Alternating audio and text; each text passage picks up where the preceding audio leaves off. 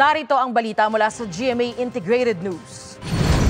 Darating na bukas ang 2,000 doses ng bakuna kontra African Swine Fever. Ayon yan kay Agriculture Secretary Francisco Tiu Laurel.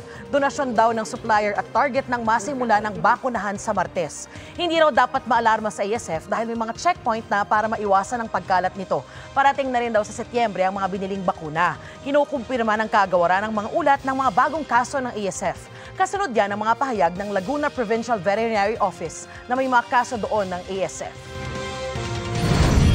Narito naman ang iba pang balitang binabantayan ng GMA Integrated News. Thunderstorm advisory nakataas sa Metro Manila at ilang bahagi ng gitnang Luzon at Calabarzon. Mga nagka-leptospirosis dumami 2 linggo matapos ang bagyong Karina ayon sa DOH.